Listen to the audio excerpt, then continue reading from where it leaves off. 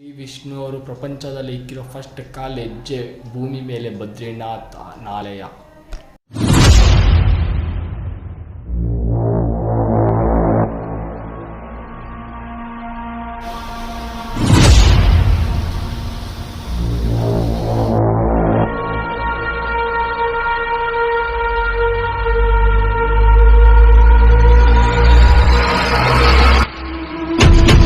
ಹಿಂದೂವರು ಅತಿ ಪವಿತ್ರವಾಗಿ ಭಾವಿಸೋ ಈ ಬದ್ರಿನಾಥ್ ಆಲಯ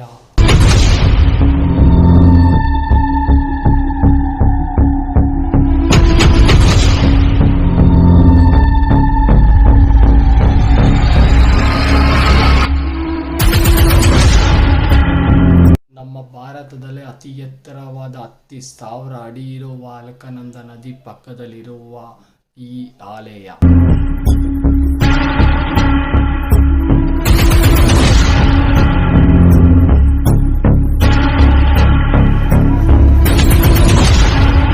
ವರ್ಷಗಳಿಂದ ಪೂಜೆ ಪುನಸ್ಕಾರ ಮಾಡಿರೋ ಈ ಆಲಯ ಬದ್ರಿನಾಥ್ ಅನ್ನೋ ದೇವಸ್ಥಾನ ನಿಮಗೂ ತೋರಿಸ್ತೀನಿ ಬನ್ನಿ.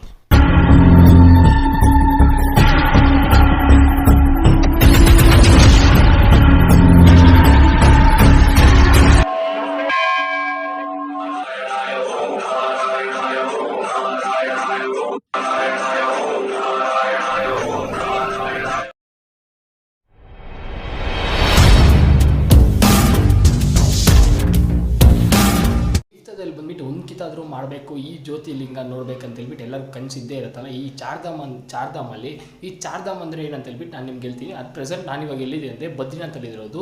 ಚಾರ್ಧಾಮ್ ಅಂದರೆ ಬಂದ್ಬಿಟ್ಟು 4 ಪುಣ್ಯಕ್ಷೇತ್ರಗಳು ಜ್ಯೋತಿರ್ಲಿಂಗಗಳು. ನಾನು ಹೇಳ್ತೀನಿ ನೋಡಿ ಏನೇನು ಅಂತ ಹೇಳ್ಬಿಟ್ಟು. ಒಂದು ಕೇದಾರ್ನಾಥ್, ಬದ್ರಿನಾಥ್, ಯಮುನೋತ್ರಿ, ಗಂಗೋತ್ರಿ. ಇವಾಗ ನಾನು ಬಂದ್ಬಿಟ್ಟು ಅಟ್ ಪ್ರೆಸೆಂಟ್ ಬದ್ರಿನಾಥಲ್ಲಿದ್ದೀನಿ. ಬದ್ರಿನಾಥಲ್ಲಿ ಬಂದ್ಬಿಟ್ಟು ನಿಮಗೆ ಫುಲ್ ಡೀಟೇಲ್ಸ್ನ ಹೇಳ್ಕೊಡ್ತೀನಿ, ಯಾವ ಥರ ಹೋಗೋದು ಅಂತ ಹೇಳ್ಬಿಟ್ಟು. ಕೇದಾರ್ನಾಥಿಂದ ಬದ್ರಿನಾಥ್ಗೆ ಯಾವ ಥರ ಹೋಗೋದು, ಸ್ಟೇ ಹೆಂಗೆ ಅಂತ ಹೇಳ್ಬಿಟ್ಟು ನನಗೆ ಈ ವಿಡಿಯೋದಲ್ಲಿ ತಿಳಿಸ್ಕೊಡ್ತೀನಿ. ಬದ್ರಿನಾಥ್ ಬಂದ್ಬಿಟ್ಟು ನಮ್ಮ ಭಾರತದಲ್ಲಿರೋದು ಉತ್ತರಾಖಂಡ್ ರಾಜ್ಯದಲ್ಲಿರೋ 1333 ಅಡಿನಲ್ಲಿರೋದು ಅಲ್ಕನಂದ ನದಿ ಪಕ್ಕದಲ್ಲಿ ಹಿಮಾಲಯ ಪರ್ವತದಲ್ಲಿ ಪಕ್ಕದಲ್ಲಿ ಇರೋದು. ಬದ್ರಿನಾಥ್ ಬಂದ್ಬಿಟ್ಟು ಕೇವಲ 6 ತಿಂಗಳು ಮಾತ್ರ ತೆಗೆಯೋದು. ಇನ್ನು 6 ತಿಂಗಳು ಬಂದ್ಬಿಟ್ಟು ಸ್ನೋದಲ್ಲಿ ಮುಚ್ಚಿರುತ್ತೆ. ಅದು ಯಾವಾಗ ತೆಗೀತೆ ಅಂದರೆ ಏಪ್ರಿಲಿಂದ ನವೆಂಬರ್ದಲ್ಲಿ ಮಾತ್ರ ತೆಗೆಯೋದು. ಇನ್ನು 6 ತಿಂಗಳು ಬಂದ್ಬಿಟ್ಟು ಸ್ನೋದಲ್ಲಿ ಮುಚ್ಚಿರುತ್ತೆ. ಬದ್ರಿನಾಥ್ಗೆ ಯಾವ ಥರ ಹೋಗೋದು, ಕೇದಾರ್ನಾಥಿಂದ ಬದ್ರಿನಾಥ್ಗೆ ಯಾವ ಥರ ಹೋಗೋದು.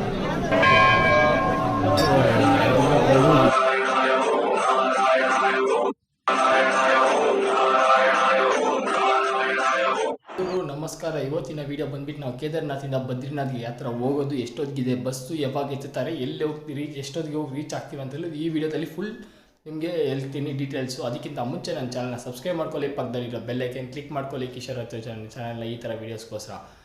ನಾವು ಕೇದಾರ್ನಾಥಿಂದ ಬಂದುಬಿಟ್ಟು 1 ಕಿಲೋಮೀಟರ್ ಬಂದುಬಿಟ್ಟು ನಡ್ಕೊಂಡು ವಾಕ್ ಆ್ಯಂಡ್ ಡಿಸ್ಟರ್ಬೆನ್ಸು ಬಸ್ಸಸ್ ಎಲ್ಲ ಸಿಗೋದು ಸೋನ್ ಪ್ರಯಾಗ್ ಹತ್ರ ಬರಬೇಕು. ಸೋನ್ ಪ್ರಯಾಗಿಂದ ಬಂದುಬಿಟ್ಟು ಎಲ್ಲೆಲ್ಲಿಗೆ ಬಸ್ಸಸ್ ಇದೆ ಅಂತ ಹೇಳ್ಬಿಟ್ಟು ಇವಾಗ ನಾನು ಹೇಳ್ತೀನಿ ನೋಡಿ. ಸೋನ್ ಪ್ರಯಾಗಿಂದ ಬಂದುಬಿಟ್ಟು ಹರಿದ್ವಾರ್ಗೂ ಬಸ್ ಐತೆ, ಪ್ಲಸ್ ಬದ್ರಿನಾಥ್ಗೂ ಬಸ್ಸಸ್ ಐತೆ. ಬದ್ರಿನಾಥ್ಗೆ ಸೋನ್ ಪ್ರಯಾಗ್ಗೆ 2 ಬಸ್ಸಸ್ ಐತೆ. ಇವಾಗ ಬಂದ್ಬಿಟ್ಟು ಬಸ್ಸಿನ ಎಷ್ಟೊತ್ತಿಗೆ ಬಸ್ಸಸ್ ಇರತ್ತೆ ಅಂತ ಹೇಳ್ಬಿಟ್ಟು ನೀವು ಟೈಮಿಂಗ್ಸ್ ಕೇಳ್ಬೋದು. ಮಾರ್ನಿಂಗ್ ಟೈಮ್ ಮಾತ್ರ ಬಸ್ಗಳು ಎತ್ತುತ್ತಾರೆ, ನೈಟ್ ಟೈಮ್ ಮಾತ್ರ ಬಸ್ ಮುಟ್ಟೋದಿಲ್ಲ. ಯಾಕಂದರೆ ರೋಡ್ಗಳೆಲ್ಲ ನಿಮ್ಗೆ ಗೊತ್ತಿರುತ್ತೆ ಯಾವ ಥರ ಇರುತ್ತೆ ಅಂತ ಹೇಳ್ಬಿಟ್ಟು. ಅದಕ್ಕಂತಲೇ ನೈಟ್ ಟೈಮಲ್ಲಿ ಬಸ್ಗಳು ಎತ್ತಲ್ಲ, ಬೆಳಿಗ್ಗೆ ಹೊತ್ತು ಮಾತ್ರ ಎತ್ತುತ್ತಾರೆ. ನಾನು ಬಂದ್ಬಿಟ್ಟು ಇವಾಗ ಟೈಮ್ ಬಂದ್ಬಿಟ್ಟು ಎಷ್ಟಾಗಿದೆ ಅಂದರೆ 8:30 ಆಗಿದೆ. 8:30ಗೆ ಬಸ್ಸಲ್ಲಿ ಕೂತ್ಕೊಂಡಿದ್ದೀನಿ. ಇವಾಗ ನೋಡ್ತಾ ಇದ್ದೀರಾ ಬಸ್ ಟಿಕೆಟ್ ಎಷ್ಟಂದರೆ 550 ರೂಪೀಸ್ ಅಷ್ಟೇ. ಇಲ್ಲಿಂದ ಬಂದುಬಿಟ್ಟು ಬದ್ರಿನಾಥ್ಗೆ ಬರೋಕ್ಕೆ ಇಷ್ಟ ಇಲ್ಲ ಅಂದರೆ ಹರಿದ್ವಾರ್ಗೆ ಹೋಗೋಕ್ಕೂ ಇಲ್ಲೇ ಬಸ್ ಇರುತ್ತೆ. ನಾನು ಮುಂದೆ ನೋಡ್ತಾ ಇದ್ದೀರಲ್ಲ ಅದೇ ಬಸ್ಸು ಹರಿದ್ವಾರ್ಗೆ. ನೀವು ನೋಡ್ಬೋದು. ಕೇದಾರ್ನಾಥ್ ಯಾರೆಲ್ಲ ನೋಡಿಲ್ಲ ಕಮೆಂಟ್ ಬಾಕ್ಸಲ್ಲಿ ಪಿನ್ ಮಾಡ್ತೀನಿ ನೋಡಿ. ಕೇದಾರ್ನಾಥ್ ವಿಡಿಯೋ ಕೂಡ ನೆಕ್ಸ್ಟ್ ಲೆವೆಲ್ ಎಕ್ಸ್ಪೀರಿಯನ್ಸ್ ಇತ್ತು ಬಸ್ಸಲ್ಲಿ. ಬದ್ರಿನಾಥ್ ವಿಡಿಯೋನು ನೆಕ್ಸ್ಟ್ ಲೆವೆಲ್ ಎಕ್ಸ್ಪೀರಿಯನ್ಸ್ ಇರುತ್ತೆ ಅಂತ ಹೇಳ್ಬಿಟ್ಟು ನಾನು ಹೇಳ್ತಾ ಇದ್ದೀನಿ.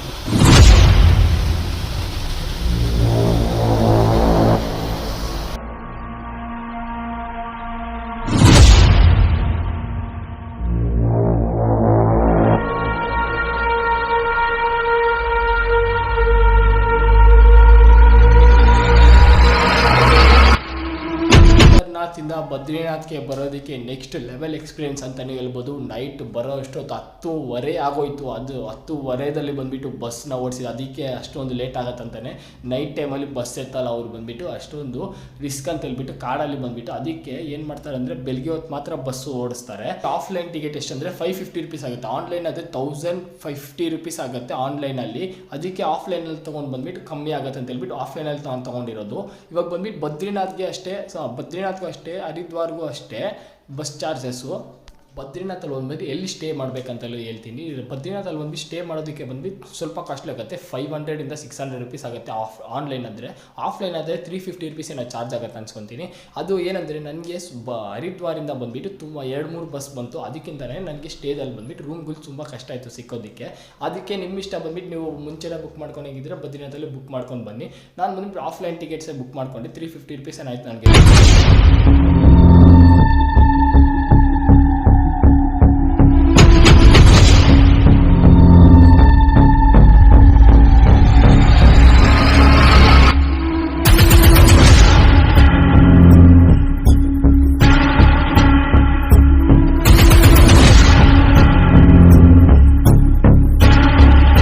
ಬದ್ರಿನಾಥದಲ್ಲಿರೋ ಈ ತಪ್ತಗುಂಡ ಪಕ್ಕದಲ್ಲಿರೋ ಅಲ್ಕಾನಂದ ನದಿಗೆ ಪಕ್ಕದಲ್ಲಿರೋ ತಪ್ತಗುಂಡಗೆ ಏನು ಸಂಬಂಧ ಅಂತ ನೀವು ಅನ್ಕೋಬೋದು.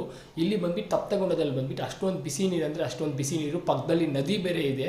ನದಿಯಿಂದ ಬಂದ್ಬಿಟ್ಟು ಈ ತಪ್ತಗುಂಡಗೆ ಬಿಸಿ ನೀರು ಬೇರೆ ಬರುತ್ತೆ. ಕ್ಲೈಮೇಟ್ ಬೇರೆ ಒಂದೊಂದು ನಿಮಿಷಕ್ಕೆ ಒಂದೊಂದು ಥರ ಚೇಂಜ್ ಆಗ್ತಾ ಇರುತ್ತೆ. -3 ಡಿಗ್ರಿ ಸೆಲ್ಸಿಯಸ್ಸು. ನಾನು ತೋರಿಸೋದಲ್ಲ ನಿಮ್ಗೆ ಅಲ್ಕಾನಂದ ನದಿಯಿಂದ ಬಂದ್ಬಿಟ್ಟು ಈ ತಪ್ತಗುಂಡಗೆ ನೀರು ಬರುತ್ತೆ.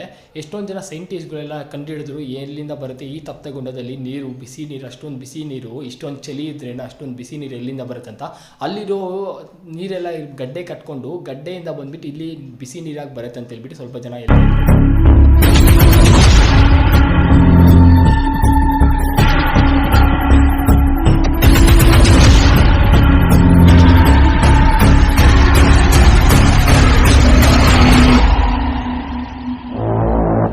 ದೇವಸ್ಥಾನ ಬಗ್ಗೆ ತಿಳ್ಕೊಳ್ಳೋಣ, ಯಾರು ಕಟ್ಸಿದಂತ ಹೇಳ್ಬಿಟ್ಟು ಬನ್ನಿ ವಿಡಿಯೋ ಒಳಗಡೆ ಹೋಗೋಣ. ಇವಾಗ ಬದ್ರಿನಾಥನ ದೇವಸ್ಥಾನ ಬಂದ್ಬಿಟ್ಟು ಫಸ್ಟ್ ಕಾಲಿ ಹೆಜ್ಜೆ ಇಕ್ಕಿರೋ ಯಾರಂದರೆ ಮಹಾಶ್ರೀ ವಿಷ್ಣು ಅವರು ಬಂದ್ಬಿಟ್ಟು ಕಾಲಿ ಹೆಜ್ಜೆ ಇಕ್ಕಿರೋ. ಇದು ಬಂದ್ಬಿಟ್ಟು 8ನೇ ಶತಮಾನದಲ್ಲಿ ಕಟ್ಸಿರೋದು ಬದ್ರಿನಾಥನ ದೇವಸ್ಥಾನ.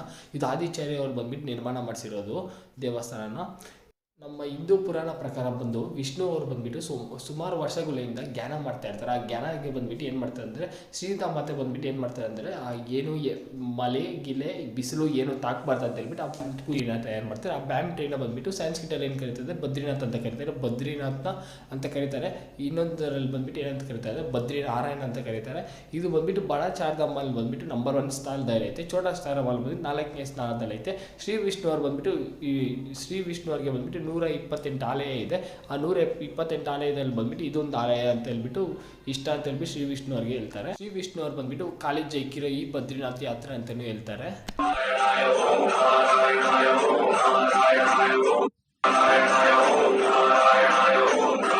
ಇವಾಗ ನಾವು ಬಂದ್ಬಿಟ್ಟು ಬದ್ರಿನಾಥ್ ದೇವಸ್ಥಾನ ದರ್ಶನಕ್ಕೆ ಹೋಗ್ತಾ ಇರೋದು ಅಂತ. ನೀವು 5:30 ಆಗ್ತಿದೆ ಇವಾಗ ಟೈಮ್ ಬಂದ್ಬಿಟ್ಟು ನೋಡ್ತಿದ್ರಲ್ಲ ಎಷ್ಟೊಂದು ರಶ್ ಇದೆ ಅಂತ ಹೇಳ್ಬಿಟ್ಟು. 5:30ಗೆ ಎಷ್ಟು ಜನ ಬಂದಿದ್ದಾರೆ ಸ್ನಾನ ಎಲ್ಲ ಮಾಡ್ಕೊಂಡು ತಪ್ತಗುಂಡದಲ್ಲಿ ಬಂದ್ಬಿಟ್ಟು ನೋಡ್ಬೋದು ನೀವು ಎಷ್ಟೊಂದು ರಶ್ ಇದೆ ಅಂತ ಹೇಳ್ಬಿಟ್ಟು. ನಾನು ಬಂದ್ಬಿಟ್ಟು ಟ್ರೈ ಮಾಡ್ತೀನಿ ಆದಷ್ಟು ಬಂದ್ಬಿಟ್ಟು ದೇವಸ್ಥಾನ ಒಳಗಡೆ ಬಂದ್ಬಿಟ್ಟು ವೀಡಿಯೋ ಮಾಡೋಕ್ಕಾದ್ರೆ ನಾನು ವೀಡಿಯೋ ಮಾಡಿ ನಿಮಗೆ ತೋರಿಸ್ತೀನಿ ಯಾವ ಥರ ಇರುತ್ತೆ ಒಳಗಡೆ ಅಂತ ಹೇಳ್ಬಿಟ್ಟು. ನೀವು ನೋಡ್ಬೋದು ಒಳಗಡೆ ಯಾವ ಥರ ದೇವಸ್ಥಾನ ಇದೆ ಅಂತ ಹೇಳ್ಬಿಟ್ಟು, ಒಳಗಡೆ ವಿಗ್ರಹನ ಯಾವ ಥರ ಇದೆ ಅಂತ ಹೇಳ್ಬಿಟ್ಟು. 5:30ಗೆಲ್ಲ ಎಷ್ಟೊಂದು ರಶ್ ಇದೆ ಅಂತ ಅಷ್ಟೊಂದು ರಶ್ ಇದೆ ನೋಡ್ತೀನಿ. ನಾನು ಆದಷ್ಟು ಟ್ರೈ ಮಾಡ್ಕೊಡ್ತೀನಿ ನಿಮಗೆ ವೀಡಿಯೋಗೆ.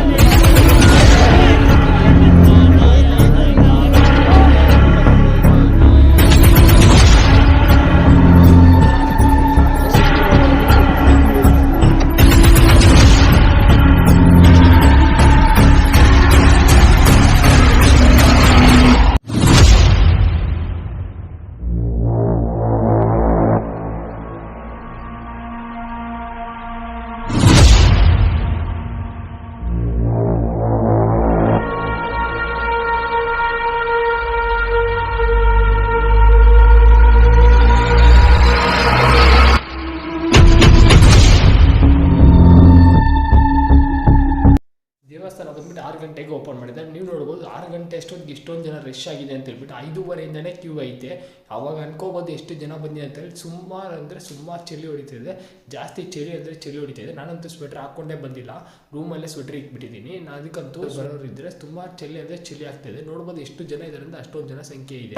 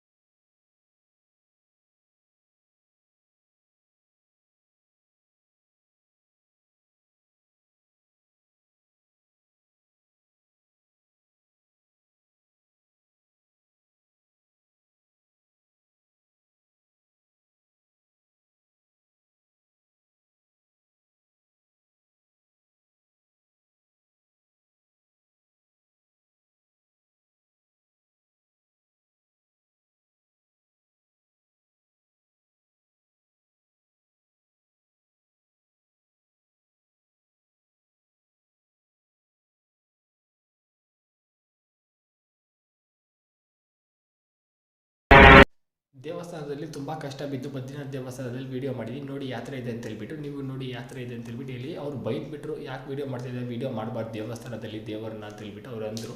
ಆದರೆ ಅದಕ್ಕಿಂತ ಮುಂಚೆ ನನ್ನ ಚಾನಲ್ ಸಬ್ಸ್ಕ್ರೈಬ್ ಮಾಡ್ಕೊಳ್ಳಿ, ಪಕ್ಕದಲ್ಲಿರೋ ಬೆಲ್ ಐಕನ್ ಕ್ಲಿಕ್ ಮಾಡ್ಕೊಂಡು, ವೀಡಿಯೋ ಇಷ್ಟ ಆದರೆ ಒಂದು ಲೈಕ್